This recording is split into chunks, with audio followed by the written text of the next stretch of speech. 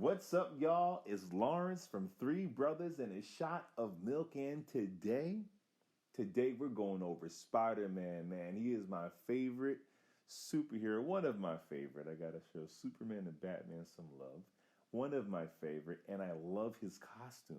So we're going to rank his live action costumes from worst to best because we've had a lot of different Spider-Men and a lot of different depictions and interpretations of that costume. We are not doing video games, although those costumes are dope. We're going to keep it live action. That also, we're not doing animation. Spider-Verse, I love it, but you're not included in this ranking. We're also going to keep it to his basic kind of costume. So the red and black or red and blue. So we're not doing the stealth costume in Spider-Man Far From Home. Although, riddle me this. Why would a stealth costume have fingerless gloves? You let me know in the comment section. That'll make no sense to me. We're also not doing Tobey's Spider-Man suit in Spider-Man 3, the black one. It's dope. It looks amazing, but it's not on the list because it's not red and blue or red and black. Although that suit, he would look dope standing next to Henry Cavill's black suit. I feel like made from the same material and the same kind of blacks. Anyway, enough of fantasy football.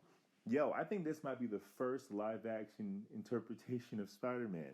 This is from the Electric Company. And Spider-Man had his own segment. And you can look at this suit. They pretty much got the broad strokes right, especially from the time period. The blue and red are perfect. The Spider logo was cool. It's great. But Nicholas Hammond took it to the next level here. Nicholas Hammond, the 1970s Spider-Man. Yo, I loved this show as a kid. That Spider logo was straight up like Ditko right out the comics. They did some funky stuff with his eyes. Gave him some kind of like silver eyelid goggles thing. And they also gave him this giant bulky utility belt. Not a fan of that.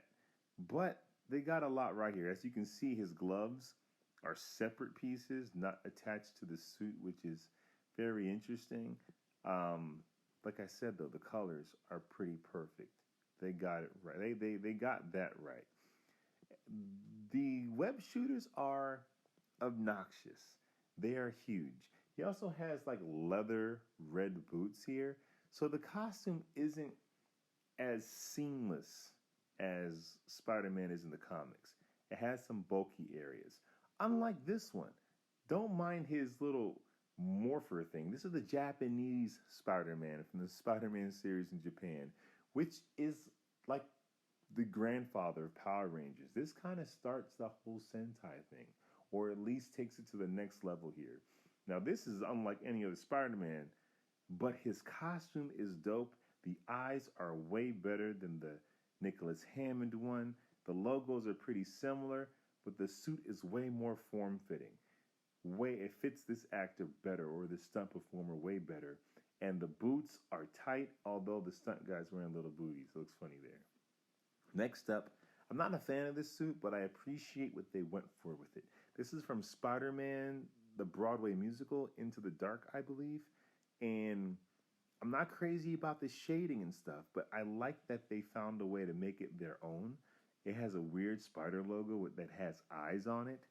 And these suits actually had to be very functional. We had stunt performers and dancers night after night swinging and flipping, and they had to be functional and look good. Next up, I don't like this suit. I don't like this suit at all.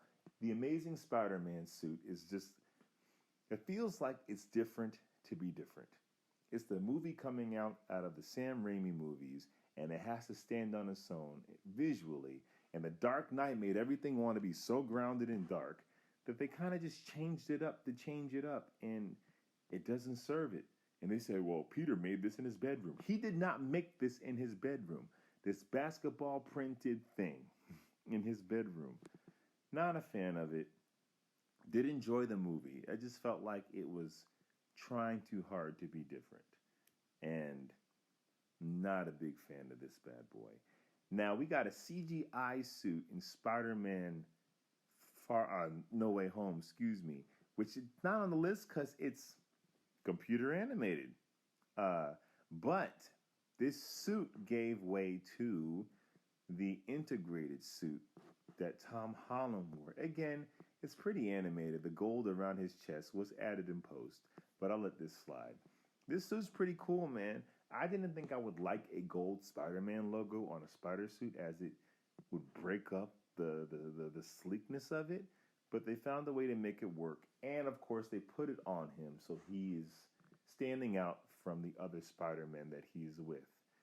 I would have loved it if he didn't, but this looks pretty good. I would have preferred this to be the image. This is the suit that he actually shot the end of the movie in. And it would have been great to see him in his suit that's, more in line with the other guys. But Tom Holland's suit that he wore in Civil War, not the one they CGI'd over him, but the actual suit he wore on set is dope. Unique spider logo, very different. Kind of has that raised webbing like Tobey Maguire, but the deep, rich colors of Andrew Garfield's Amazing Spider-Man 2. I really dig this suit, and I wish we could actually saw it in the movie. Although I do love what they came up with. But this is a nice suit. Next up we have, this suit is fire. The Amazing Spider-Man 2 suit. I know this is some of y'all's favorite suit. You might be wondering, how is it not number one on my list? That's because outside of the mask, which is amazing, the rest of the suit is pretty much a Tobey Maguire knockoff. Deep, rich colors, raised webbing. It's pretty much Tobey Maguire. It's almost like we did something too different with the first Amazing Spider-Man, so let's go backwards and be more traditional. But it doesn't really reinvent anything. Just the mask. And the mask is fire, but the rest of the suit, we kind of saw this already. Let me know what you guys think. We kind of saw this suit already in another movie. Love the mask and the eyes. Next up, Tom Holland's suit in Spider-Man No Way Home and Spider-Man Homecoming. No, Far From Home, excuse me. There's so many home movies, but this suit's great. This is what I mean when I say they're able to take it from the comics but make it stand on its own. This does not look like Tobey's suit. It doesn't look like Andrew's suit, but it still feels very, very comic accurate. I love this suit. I love the lighter blue. I love the lighter red. I love the thinner webbing and the smaller Spider-Man logo that's kind of like raised. It's not even raised. It's like it's molded on. I just wish it wasn't so CGI in the movie. But that Spider-Man logo on the back, ripped right from the comics, this suit is chef's freaking kiss. Well freaking done. But it is outdone. I don't think I would have said before it came out I would have preferred a black and red Spider-Man suit. I'm more of a traditionalist. But this suit is amazing. No pun intended. Pun intended, actually. It's a great freaking suit. It stands on its own. It still feels very much like Spider-Man, and the white around the logo is perfect.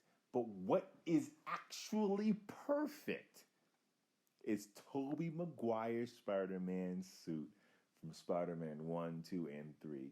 And you can say that I'm old, that it's all nostalgia, whatever. Man, this suit is the standard of Spider-Man suits and will always be the standard.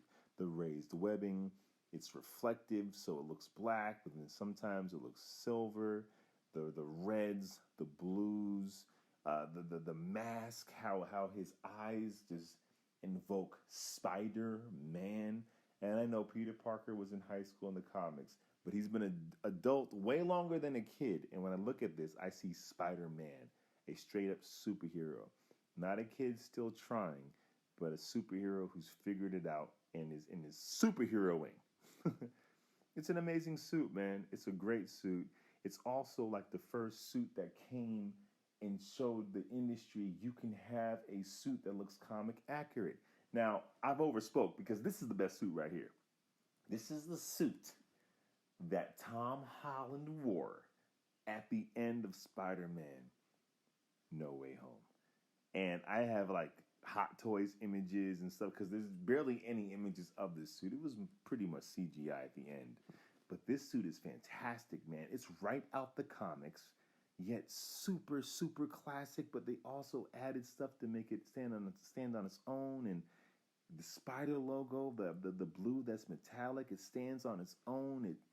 It updates the design, yet is extremely classic. It's this version of Peter Parker making his suit in his room after all his Stark tech is gone. This suit's amazing.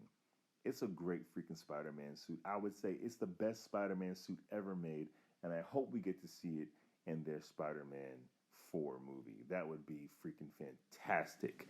Let me know what you think. What are your favorite suits? Did I get it wrong? Did I get it right? Let me know in the comments section. Make sure you like, subscribe, and hit that notification bell. Peace. What's up, y'all? Welcome to Three Brothers and a Shot of Milk.